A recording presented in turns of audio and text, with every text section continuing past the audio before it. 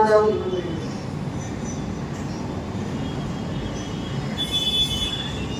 व्याख्यान अधिकार में महोपाध्याय महाराज सब ये फरमाते हैं, भावना भाते, भावना करते हो। भावना भाने का मतलब क्या है?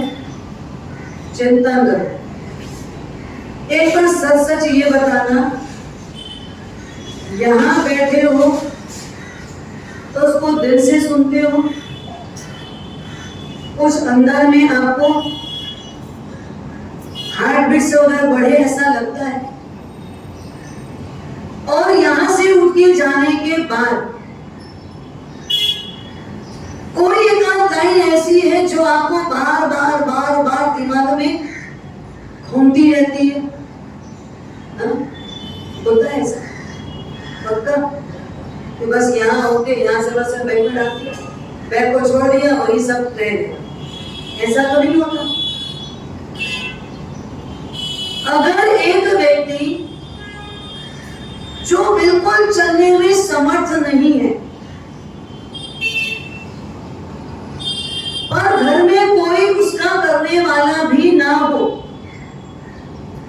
ऐसी परिस्थिति में भी वो जीव इंच इंच इंच पांव को सरका सरका करके कहां पहुंच जाएगा? जहां उसको जाना है, जहां उसको जाना है। उसका पांव उठता नहीं है, पांव चलने में बिल्कुल असमर्थ है। बॉम्बे में आप ऐसे बहुत सारे लोगों को देखो। कल एक बहन आई थी मीरा रोड से, उनका कोई परिवार यहाँ शांतिनाथ में रहते, मतलब सास ससुर सब शांतिनाथ में रहते। मैंने ऐसी कहा शांतिनाथ में घर बोले पर सब बहुत कम भी है, और जो है सब बुजुर्ग है, कई तो सिंगल ही रहते। मैंने कहा विचार किया, चिंतन किया, सब बुजुर्ग लोग ही लगभग पर 7-8 घर ही होंगे, कोई तो सिंगल है, किसी का खाना बनाने वाला कोई नहीं। लगभग घरों में टिफिन आता है, बोले लगभग घरों में टिफिन मंगाने की व्यवस्था है। अब अगर उनके हाथ पांव नहीं चलते हैं, पर उनको पता है कि अगर मैंने टिफिन मंगाया है, खाना खाया है, भोजन किया है, तो ये बर्तन मुझे साफ करना पड़ेगा। शारीरिक स्थिति ये नहीं है कि वो यहाँ से वहां भी उठ के जा सके। फिर भी आदमी अपने घर पे क्या करेगा? धीरे धीरे धीरे धीरे सरकते हो सकता है एक स्वस्थ आदमी विदिन 5 सेकंड में यहाँ से वहां पहुंच जाए, पर हो सकता है उस अवस्था वाले व्यक्ति को यहाँ से वहां तक पहुंचने में 15 मिनट लग जाए। जहां हम 3 सेकंड में पहुंचते हैं, वहां उस व्यक्ति को पहुंचने में 15 मिनट लग सकता है, लेकिन वो पहुंचे क्योंकि वो चल रहा है, वो पुरुषार्थ कर रहा है, धीरे धीरे धीरे समय बढ़ रहा है, पर बढ़ना है, बढ़ करके गंतव्य तक जाना है, मंजिल तक पहुंचना है। ये लक्ष्य है क्या? सच बताना, लक्ष्य क्या है? जो है वही बोलना, तोता पाठ नहीं बोलना। एक तोता होता है ना, बिल्ली आवे तो उड़ जाना, बिल्ली आवे तो उड़ जाना, उसको भी सिखा दिया लोगों ने। देख अभी भूल से भी पिंजरा खुला रह गया, बिल्ली अगर आए तो क्या करना? उड़ जाना। वैसा हमने भी क्या किया? 8 वर्ष रख लिया, कहाँ जाने? कहाँ जाना है? लक्ष्य क्या है? बस ये रटा हुआ पाठ, ये क्या है? रटा हुआ पाठ है। बिल्ली आवे तो उड़ जाना, बिल्ली आवे तो उड़ जाना। और सेठ जी एक दिन पिंजरा खुला छोड़ दिए, बंद करना भूल गए, और बिल्ली नजदीक पहुंची। वो तोता बड़े मस्ती से बोल रहा है, बिल्ली आवे तो उड़ जाना, बिल्ली आवे तो उड़ जाना। धीरे धीरे धीरे बिल्ली के पांव की आवाज भी नहीं आती। तोता देख रहा है आंख से कि बिल्ली मेरे करीब आ रही है, तो उड़ जाना, बिल्ली आवे तो उड़ जाना। और हुआ ये कि वो बिल्ली बिल्कुल पिंजरे के एकदम करीब आ गई।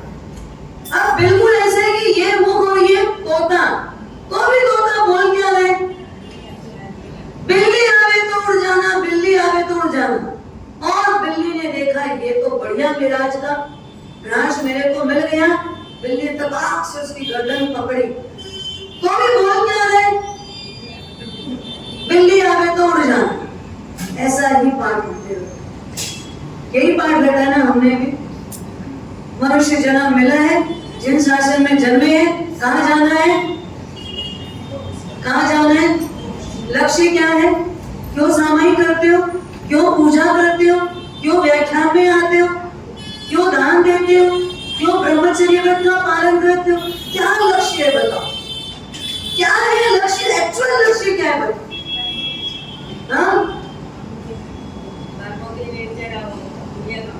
अंदर से आवाज आके बोलना, अंदर की आवाज, एकदम दिल की धड़कन से बोलना। तो कर्म काटने के लिए हम कोई ऐसा चाकू, कैंची, तलवार, छुरी, भाला ऐसी चीज नहीं है। और कर्म हमारे हाथ में ऐसा कोई पदार्थ नहीं है जिसको लो और कट कर दो, ना पदार्थ है और ना उसको काटने का कोई साधन है। तलवार, छुरी, चाकू ये सब हमारे पास नहीं है। क्या वही कर्म को काट रहे, कर्म को काट रहे।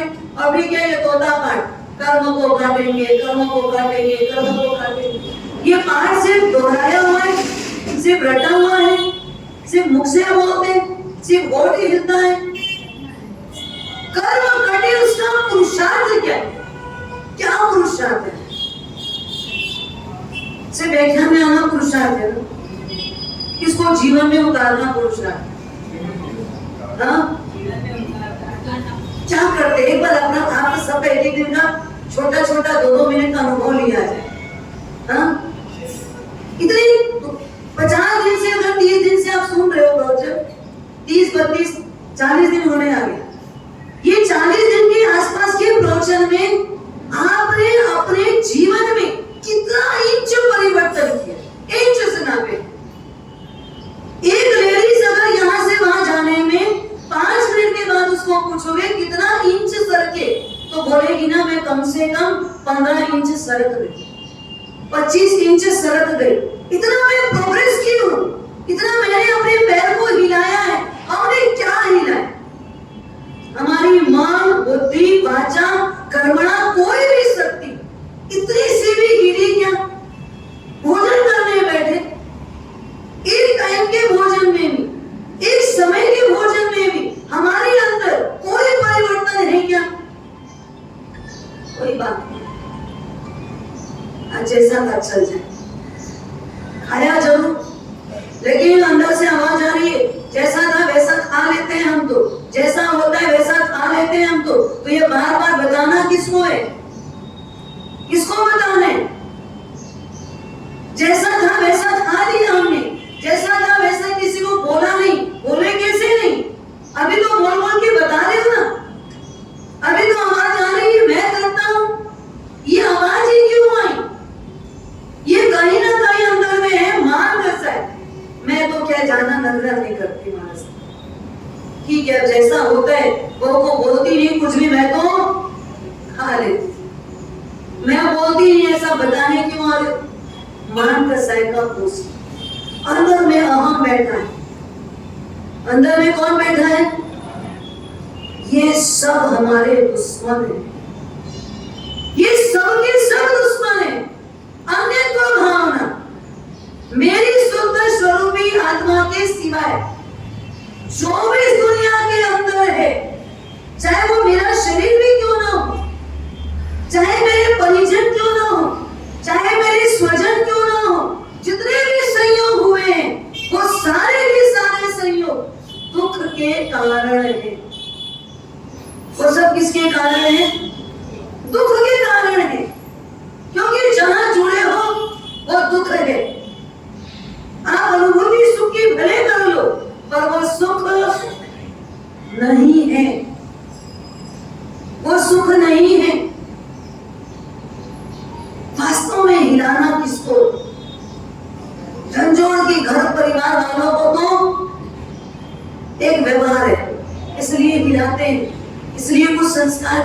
होते, पर बोलो उसके पहले सोचो मेरे भीतर कितने संस्कार हैं, मेरे को अपने आप के भगवान को जगाने का संस्कार कितना, मैं मेरे भगवान को जगा रहा हूं कि नहीं जगा रहा, मेरे भीतर के भगवान में कोई हलचल है कि नहीं है, मैं मेरे भगवान को देखता हूं कि नहीं देखता हूं, मेरे भगवान मुझे देखते हैं कि नहीं देखते, मैं मेरे भगवान से मिलता हूं कि नहीं मिलता हूं।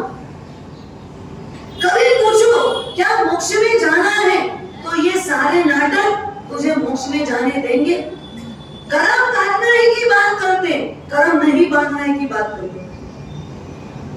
पहले क्या बात कर लो, कर्म नहीं बांधना है, कर्म नहीं बांधना है, कर्म का बंधन नहीं करना है, प्रति पल जागृति चाहिए, पल पल की जागृति चाहिए।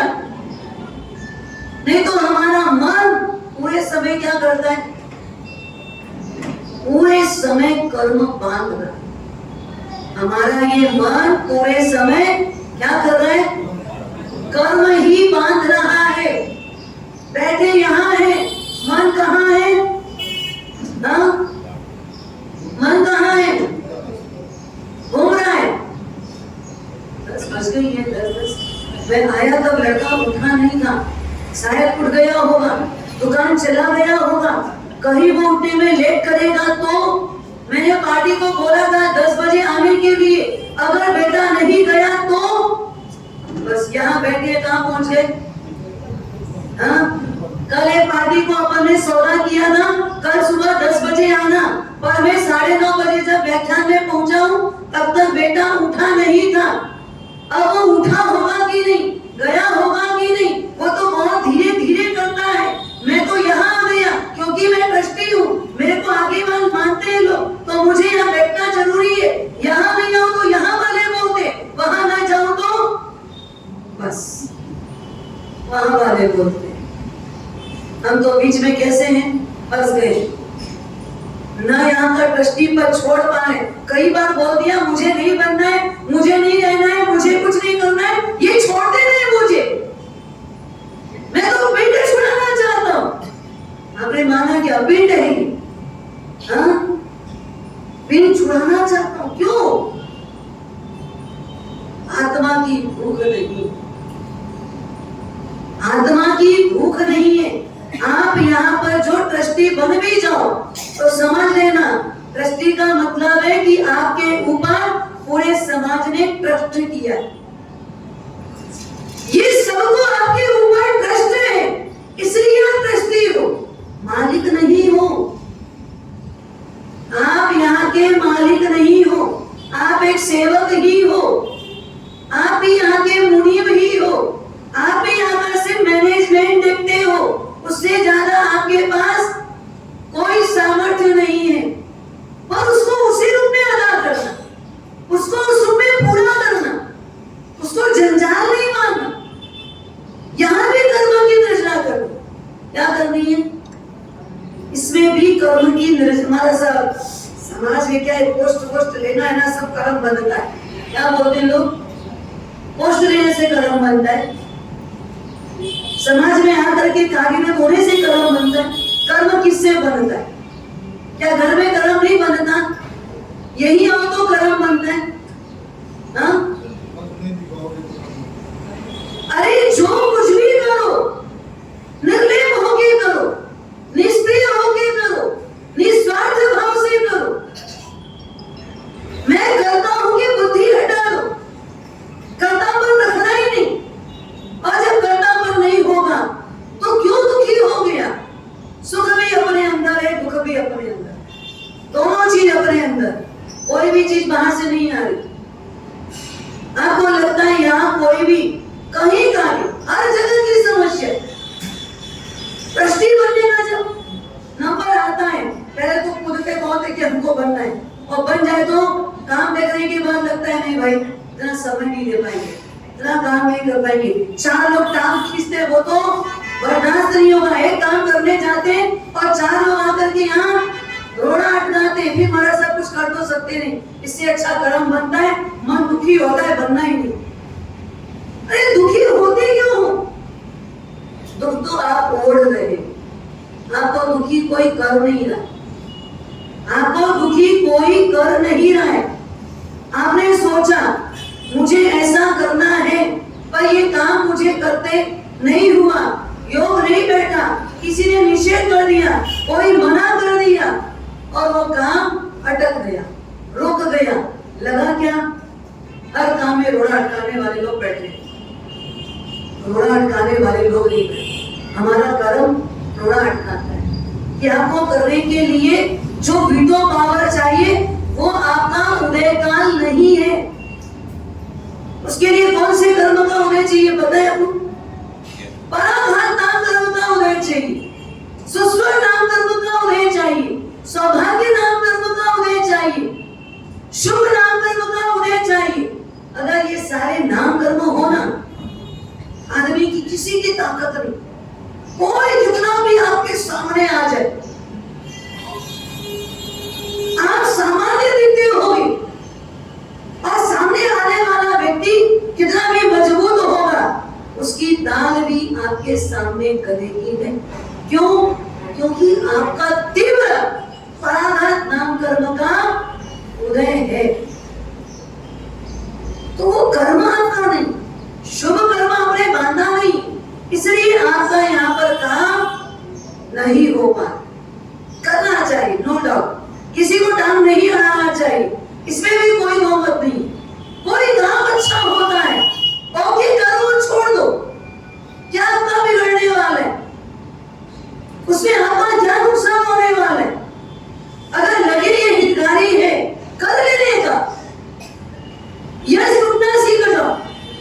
आपने ओके बोला, आपको यस मिलेगा कि नहीं? हाँ, आपने कोई भी काम के लिए ओके बोला तो आपको यस मिलेगा कि नहीं मिलेगा? और कोई काम चालू करना चाहे और आप मना कर देते, आपको क्या मिलेगा? क्या मिलेगा? यहाँ पे यस बंद गया, अगले जन्म में आपको कोई यस नहीं देगा, फिर रोगे, फिर दुखी होगे। मैं तो इतना किया, समाज के लिए किया, परिवार के लिए किया, अपने सारे स्वजनों के लिए किया, लेकिन मुझे कोई यश नहीं मिलता। कहां से मिलेगा? आपने वो कर्म इकट्ठा किया, आपने वो पुण्य की पूंजी बनाई ही नहीं, तो कहां से मिलेगा? ये वो पुण्य की पूंजी के बिना काम नहीं होता। यश पहले देना से फिर यश मिलेगा। कुछ दिए बिना तो कुछ मिलता नहीं है, कुछ भी दिए बिना कुछ भी मिलता नहीं है, कुछ ना कुछ देना ही पड़ेगा। इतना सा चना भी देना हो ना बाजार से, हाँ? हमारे जमाने में तो चवन्नी में भी चना, आपके जमाने में भी 10 पैसे में भी चना मिलता था, तो 10 पैसा चलता ही नहीं, हाँ? अब 10 पैसा चवन्नी चलते ही नहीं है।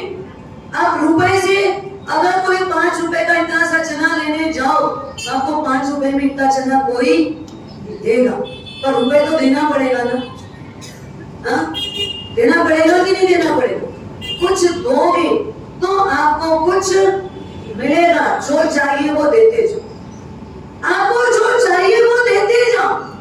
आप किसी की पीठ थपथपाओ, आपकी पीठ थपथपाए, आप किसी को धन्यवाद बोलो, धन्यवाद मिलेगा। कभी कुएं में झांकना और कुएं की तरफ मुंह करके बोलना धन्यवाद, तो अंदर से आवाज क्या है? धिक्कार, ऐसा बोल के देखो, बोलेगा अंदर से धन्यवाद? क्या बोलेगा? जो आप बोले उसी को रिपीट करेगा ना वो, हाँ? आप बोल दो साहूकार, तो अंदर से क्या आवाज आएगी? अब बोल दो चोर, तो क्या बोलेगा? आप जो बोल रहे हो आपको वापस रिपीट में क्या मिल रहा है? क्या मिल रहा है? जो आप बोल रहे हो वही मिल रहा है, जो दे रहे हो वही जा रहा है। अच्छा दो, अच्छा मिलेगा। मन से एक बार भी अगर किसी का बुरा सोचा है तो ध्यान रखना, इस जन्म में आप किसी का शायद बाल भी बांका न करो, आप किसी का नुकसान ना कर पाओ, आप किसी को कोई परेशानी ना दे पाओ, क्योंकि उसका पुण्य तीव्र है, वो तीव्र पुण्य का स्वामी है। दादा साहेब युग प्रधान जिन दत्त सुनीजी महाराज, ईर्ष्यालु, एक सज्जन। सज्जन तो क्या बोलेंगे? जिसके अंदर ईर्ष्या भरी हो महापुरुषों के प्रति, उसको तो दुर्जन ही बोला जाता है।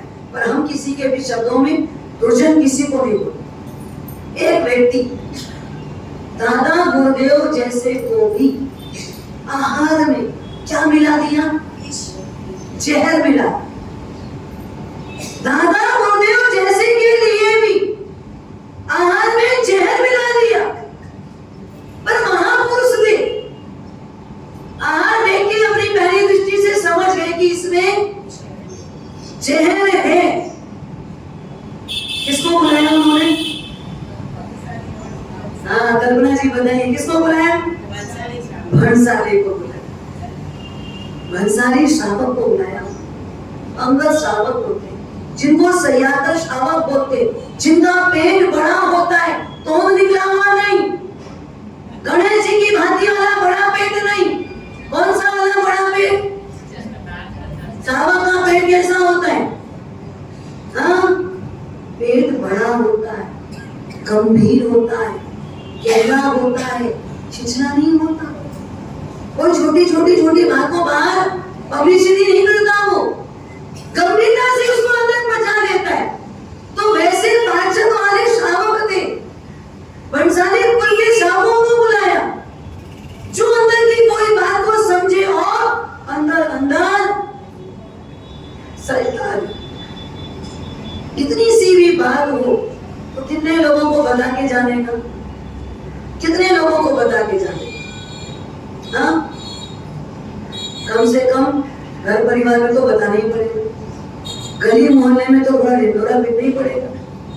मंदिर उपासना में गए हैं तो वहां आने वाले आगंतुकों को बताना पड़ेगा कि नहीं? हाँ, मान लो एक सपोज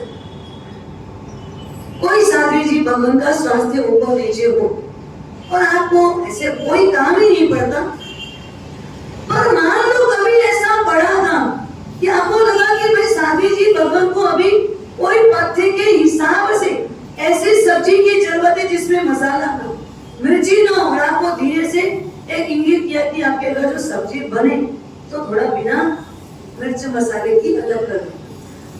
सच बताना, पड़ोसी को बताओगे कि नहीं बताओगे? हाँ, मेरे यहाँ महाराज साहब आने वाले, तो उनको ना बिना मिर्ची की सब्जी चाहिए, एक महाराज साहब की तबीयत ठीक है, तो मेरे घर ही आने वाले। आपके घर भी होगा तो क्या करना? थोड़ा बिना मिर्ची की सब्जी निकाल देना। और कभी ऐसा होता है, सच बताऊं मैं, वो पूरे टावर में हम 20 घर पहुंची गए, 20 घर बिना मिर्ची की सब्जी है। क्यों 20 घर बिना मिर्ची की सब्जी? बोला ना एक बहन को, उसने क्या किया? 2 को बोला, वो 2 ने 12 को बोला, 12 ने 20 को बोल दिया। हमारा सब आएंगे उनको ना, तुम तकलीफ है, थोड़ी सब्जी कैसी रखना, बिना मिर्च मसाले की रख देना। आप बताओ का पेट इतना सा भी गंभीर है क्या? ठीक है, मैं ये नहीं बोलती कि आपका उद्देश्य कोई किसी को गलत बताना है, ऐसा नहीं, पर आपके अंदर गंभीरता नहीं, गंभीरता होनी चाहिए। आपको इशारा किया, चूक से गए और जो खाना बन रहा है उसमें जाकर के 2 कटोरी सब्जी अलग खा के रख दी, और नहीं तो फिर क्या गुरु भगवान जाएंगे, उसके बाद देख लेंगे उनको स्वास्थ्य में प्रतिकूल है। नियम तो कैसे बताऊं? कोई डॉक्टर क्या जाना, कोई वैद्य आ जाए, कहीं भी गुरु भगवान को दिखाना, श्रावक साथ में रहता है, श्रावक साथ में रहता है, और वो देखता है गुरु भगवान को उन्होंने क्या क्या चीजें कही है, क्या परहेज बताए हैं, किस तरीके का काम बताए हैं, क्या दवाई बताई है, क्या उनका पथ्य है, वो सुन लेता है, समझ जाता है, और वो सहज ही गुरु भगवंत को बोलते, गुरुदेव आज मेरे घर तुलसी का लाभ जरूर दीजिए, चलिए मुझे आप लोग लेके जाना है। वो वेट करता है, 1 घंटे के बाद तुलसी उठेगी, तब तक भी वो रुका रहता है, नहीं गुरुदेव आज मेरे घर चलना ही, आज मेरे घर पधारो। उसको पता है क्या गुरु महाराज को पथ्य लेने क्या बोलेगा, गुरु को कहना ही नहीं पड़ता, उसका अपना खुद का विवेक है, उसकी खुद की जागृति है, तो वो ध्यान रखता है। पर अगर आपका विवेक नहीं जगता तो हमको कभी इशारा करना पड़ जाए। बहुत आया तो गुरु भगवान ये सोचते, अगर मिर्च मसाला खाने मना किया है, कोई बात थोड़ा गुड़ और शक्कर लेंगे, उसमें तो मिर्ची लगती है, उससे रोटी खा लेंगे, नहीं होगा तो क्या होगा, और ही रोटी खा लेंगे, पानी पी लेंगे ऊपर से, जरूरत ही होगी तो अनारस नहीं मिल जाएगा तो ले आएंगे। गुरु भगवान तो ये भी सोच लेते, ये भी धारा में चलते। तो श्रावक वास्तव में कैसा होता है, बड़े पेट वाला, गंभीर होता है। तो ऐसे गंभीर श्रावक बंसाली परिवार को गुरुदेव ने बुलाया, बस मुझे इस प्रकार की चीज की जरूरत है कि अभी शरण करने वैसी कोई मुद्रिका हो तुम्हारे भंडार में तो लाके दीजिए। उनके पास विसा पार मुद्रिका थी, उन्होंने लाके दिया और उस मुद्रिका को आहार में घुमाया, उससे जितना भी उसमें जहर था वो सब उस मुद्रिका ने खींच लिया। उसके बाद गुरुदेव ने वो आहार कर लिया। पर ये बात कहीं से भी किसी भी प्रकार से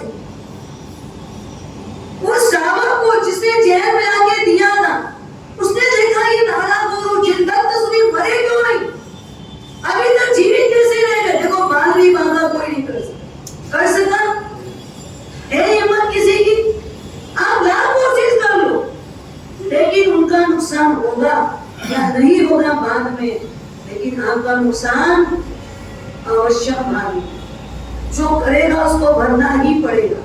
एक बार मन से भी अगर किसी के लिए गलत सोचा है ना, उसका भी कर्म बनता है। इतना छोटा सा तंदुलिया मत्स्य, कितनी बार सुने अपन, सुने ना, कहाँ रहता है वो, समुद्र में रहने वाले मगरमच्छ की पापड़ में, ये भावा में रहता है, यहाँ पर वो चिपका रहता है मगरमच्छ की भावा में। और वो करता क्या है, मगरमच्छ तो क्या आलसी पीर जैसा समुद्र में मुंह फाड़ के बैठा रहता है बस, और उसकी भावा में बैठा हुआ तंदुलिया मत्स्य क्या सोचता है, क्या विचार करता है, इसकी जगह अगर मैं होता तो क्या करता, एक भी मछली को नहीं छोड़ता, सारी मछलियां खा जाता। पर मैं करूं क्या, लाचार हूं, मैं तो छोटे से शरीर वाला हूं, अगर पानी में कूदूं ना तो मैं पहले मर जाऊंगा। कितना आलसी पीर है, इतनी सारी मछलियां उसके मुंह के अंदर से जाके निकल रही है तो भी नहीं खाता। मैं होता तो एक को भी नहीं छोड़ता। कितनी मछली खाई उसने, हाँ, कर्म बंधा कहाँ गया मर के वो, सातवीं नरक, नरक 7 ही होती है, अगर 8 भी होती ना तो वो 8वीं में जाता, 8 के नीचे होती तो वहां जाता, क्योंकि मन ही मन में मात्र एक गलत संकल्प, गलत विचारधारा, गलत संस्कार उसके आ रहे थे, उसने उसका इतना तीव्र कर्म बनाया। काया को इतनी सी, काया कितनी चावल, शरीर कितना बड़ा है, तंदुर यानी क्या, चावल जितना शरीर है, इतने छोटे से शरीर में छोटा सा मन, छोटा सा ही तो शरीर है, उसी के अंदर मन है, पर मन के विकल्पों ने क्या किया, मत सोच रहा मन कायर है, मन तो काले नहीं, ये मन ही है, चाहे तो मोक्ष दिला दे और चाहे तो नरक में रिजर्वेशन करा दे, इसलिए मन को पढ़ना पड़ेगा। बंसाली श्रावक ने मुद्रिका से विषापान कर दिया, गुरुदेव बच गए, लेकिन वो श्रावक मरने के बाद अंतर जाति में पैदा हुआ और उसने अपने ज्ञान से देखा, समझ आया ये जितने क्यों रह गए, इनके ऊपर जहर तो असर क्यों नहीं हुआ, इनको जहर हरण करने वाली वो सामग्री, वो मुद्रिका ला के देने वाला कौन, ये बंसाली लोग हैं। अब उसको गुस्सा आया किसके ऊपर, बंसालियों के ऊपर गुस्सा आया। उसने देखा अब मैं एक भी बंसाली को नहीं बचा, सारे बंसाली को जड़ से उखाड़ के फेंक, उसने प्रकोप किया, बंसालियों को मारने की साजिश रची। गुरुदेव को ज्ञान बल से पता चला, उन्होंने अपना एक रजोहरण मंत्रित किया दिया और उस रजोहरण में वो मंत्र की ताकत पूरे बंसाली परिवार के ऊपर घुमा दिया। व्यंतर चाहे जितना भी ताकत लगा ले, दैविक शक्ति कमजोर हो गई और आज उसका परिणाम आज भी बंसाली इस दुनिया में एक दो इक्का दुक्का नहीं, बहुत बड़ी संख्या में, बहुत बड़े पैमाने में भी। तो गुरुदेव को पहले उन्होंने बचाया, फिर उनको गुरुदेव ने बचाया। जब जब वक्त आ जाए, कोई किसी का कुछ नहीं बिगाड़ता, कोई किसी का बाल भी बाधा नहीं करता। हम इसलिए दुखी ना हो जाए कि हमको कोई रोक रहा है, कोई टोक रहा है। ना कोई रोकेगा, ना कोई टोकेगा। आपके पास अपनी स्वयं की एक संकल्प शक्ति और दूसरा आपका पूर्व जन्म का, इस जन्म का भी बंधा हुआ वो पराघात नाम कर्म का उदय, वो शुभ नाम कर्म का उदय, वो सुस्वर नाम कर्म का उदय। तो किसी को बदले में क्या मिलेगा? जो दोगे वो मिलेगा, जैसा दोगे वैसा मिलेगा। पर आप अच्छा नहीं दोगे तो आपको अच्छा मिलेगा। हाँ, कर्म बंध से बचना है, कर्म तोड़ना है। खाली ऐसे ढीली ढीली बात करने से कुछ होगा? क्या कर रहे हैं? लक्ष्य क्या है? क्या लक्ष्य है बताओ? हाँ, अच्छे। हाँ, ये पुनीता जी तो नाम पुनीता है। क्या चाहिए बोले? सम्यक दर्शन, अन्यत्व भाव। मेरा कोई, मैं किसी का नहीं, मेरी आत्मा के सिवाय जितने भी संबंध है, जड़ से चेतन से, कोई भी मेरा नहीं और ना था, ना है और ना कभी होगा। बस ये सम्यक दर्शन प्राप्त करने की भूमिका है।